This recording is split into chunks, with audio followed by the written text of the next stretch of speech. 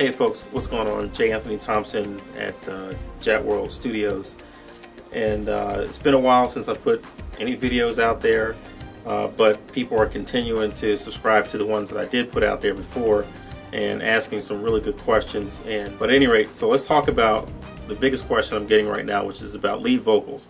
So in terms of mixing lead vocals, I wanted to do a video but divide it up into two different videos. The first we're going to talk about is making sure that we record good vocals. That means anything we do in terms of mixing the vocal is going to be that much easier. I think people kind of skip over that portion of it, but if garbage goes in, garbage is going to come out. And so I want to talk about a few things up front that are going to make it a lot easier for you to record really good vocals. My rule of thumb, you know, didn't go to some big expensive school in terms of learning to do this, and I've kind of just come up over the years improving and reading and practicing and talking to other people. But my rule of thumb is to do as little processing as possible, meaning that if you record a lead vocal and you have to put 10 plugins on it to make it sound good, then it probably wasn't a good vocal to start with. So the first thing I'll say is to make sure that your vocalist is absolutely comfortable in the environment. And I know not everyone's working in the big room. Ours is not the largest, it's a decent size. You know, some are working in really tight spaces, but no matter what, make sure that your vocalist is comfortable and make sure that they're, you know, able to get into their creative space. The other thing that you want to make sure of is really important to recording a good vocal is to make sure that your vocalist has a way to get good feedback. So in particular, the headphones or however you're monitoring what's happening is going to also give you a better performance because they're getting better feedback. And so if you have a way to make sure that you can, you know, determine the amount of music versus the amount of their voice that they get back. Some of you who are doing, you know, digital recording will have sometimes issues with latency, meaning that, you know, they basically start singing and the sound comes back a little later. That's a technical issue that you really should be able to work out. Most of the computers today can almost eliminate any latency. I know it's not an issue that we have here. I don't know that we've ever had it, you know, in years. So that should be something you should be able to get around. You know, setting up and kind of testing out that setup before your vocalist gets there is also a good thing, because if you have to take 10, 15, 20, 30 minutes or whatever, try to get the setup right, it doesn't give them a lot of confidence. And again, kind of works against the idea of them being able to be really comfortable. So the monitor mix is very important to make sure that you can get them a good mix. And one of the things you want to think about, and I use a lot of different types of headphones here in the studio. These are actually an older pair of JVC digitals that I use, and you know, mostly for me. But the thing is, you want to be able to use headphones that are going to kind of keep some of the sound in.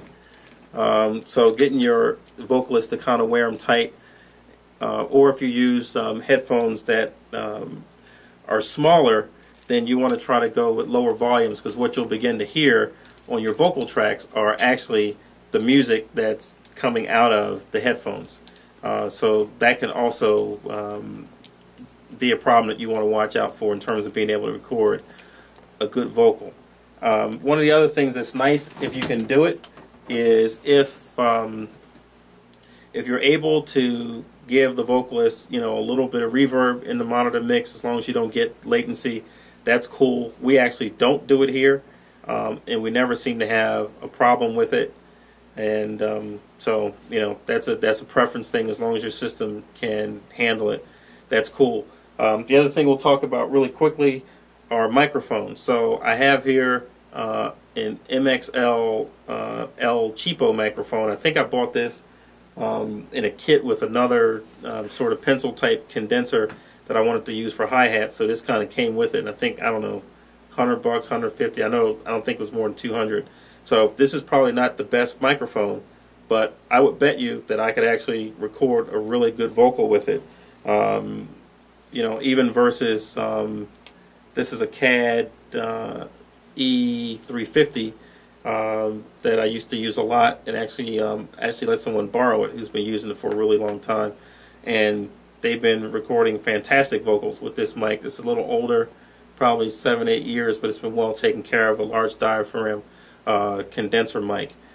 Some of you are still using regular cardioid mics like Shure SM57s, that sort of thing, and that's not really a problem. As long as you can deal with your placement and stuff really well, you can even get away with that. So that's not such a bad thing.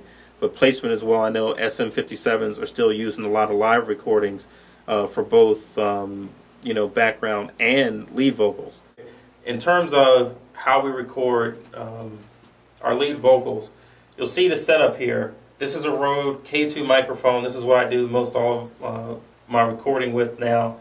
And you'll see probably one of the most important things here is my pop screen.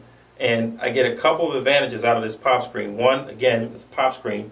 It keeps those hard P's and S's and really does a good job. There's actually kind of sort of like pantyhose, right? But there's basically 2 of these here. Works really well. If you don't have the money to buy one, get an old pair of pantyhose and wire hanger, and you can actually make your own. But you'll see the way that this is set up. One of the things that I get out of this is it gives me distance between the microphone and the pop screen. So I know that this is an area that I can control. One of the reasons that some of you are having problems getting really good background vocals, or lead vocals, or even backgrounds, is the fact that people are able to get too close. And when they get too close to the microphone, what they're doing is bringing out some of the worst elements of that microphone and not really allowing it to work or allowing it to breathe. And so, because I know people aren't usually even here, I usually like people to be just about here. So that's actually over a foot from the microphone, and with this room, that actually works really well. And then if you can help your soloist, your lead vocalist out by giving them a little instruction to help them to know, and that's why the monitor mix is so important, because they're going to react to what they're hearing. And this is actually a smaller set of headphones that are set up in here now. But that vocalist is going to react to what they're hearing. So you want to make sure that they get a good mix. If they can't feel that they hear themselves against the music, what are they going to do? They're going to move themselves closer to the microphone so it gets louder, when really you don't need more signal. What you need from them is for them to give you a nice balanced performance. Also helping them to understand that as they get loud or if they go way up in pitch, that really the idea is for them to kind of move back away from the microphone. Actually, some people go the other way. So that alone right there is going to help a lot of you to be able to record a much better signal that's not jumping all over the place and it's not bringing out the worst characteristics of your microphone. Because believe me, even with this mic, if I get up close on this element and I record that, no matter what, it's not going to be a great recording. Allowing the microphone to breathe is critical to you being able to get a good strong lead vocal track laid down. Okay, so the last thing we want to talk about is kind of how you deal with your signal. Now, for me, I guess if you guys can get a view of it over here, I use the Focusrite Platinum Voice Master Pro preamp here, and some of you may be using it or using Avalon's or something else, but doesn't really matter that much. Most of the digital boards today have decent preamps in it, enough for you to be able to get a nice clean signal out of it. And for me, with all the knobs and buttons on that thing, I use a little bit of compression just to make sure that my signals don't get too hot. And then I watch my meters. I watch the meter on my board, but more in particular, I watch the one that's in the software as well to make sure that I'm not getting any clipping. Again, you want the most even performance that you can get. It's going to make your mixing a whole lot easier. So for now, that's all I'm going to say about getting set up to record a good lead vocal. In the next video, we're going to talk about actually mixing a decent lead vocal. All right? Thanks. Hey, and by the way, subscribe. The more people that subscribe, the more videos we